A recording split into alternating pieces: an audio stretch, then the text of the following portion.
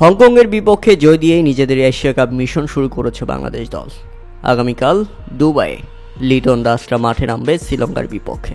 সম্প্রতি শ্রীলঙ্কার বিপক্ষে টি-20 সিরিজেও জিতেছে তারা, তাই তো টি-20-র এই টুর্নামেন্টে বাংলাদেশ দলকেও হালকাভাবে নেওয়ার সুযোগ নেই। ম্যাচের আগে সংবাদ সম্মেলনে এসে শ্রীলঙ্কার বিপক্ষে জেতার জন্যই মাঠে নামবো এমন হুঁশিয়ারি দিয়েছেন বাংলাদেশি পেসার তানজিম হাসান সাকিব। শুধু তাই নয়, রবিচন্দ্র অশ্বিন এশিয়া কাপ শুরুর আগে বাংলাদেশকে নিয়ে কটাক্ষ করে কথা বলেছিলেন।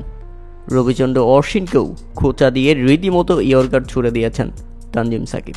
সংবাদ সম্মেলনে তানজিম সাকিব বলেন, আপনি কারো মুখ আটকে রাখতে পারবেন না, তাদের মুখ আছে, তারা যা ইচ্ছা বলতে পারে, বিশেষ করে যারা চুক্তির বাইরে আছে।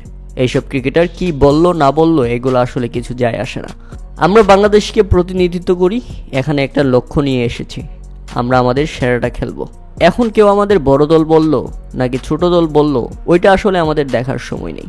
এর আগে রবিচন্দ্র অশ্বিন বাংলাদেশকে নিয়ে কথা বলতে গিয়ে তিনি বলেছিলেন, আমরা তো বাংলাদেশ নিয়ে কথাই বলতে চাই না, কারণ বাংলাদেশ নিয়ে নতুন করে বলার মতো কিছু নেই। এরা আসলে কিভাবে ভারতের সঙ্গে প্রতিদ্বন্দ্বিতা করবে?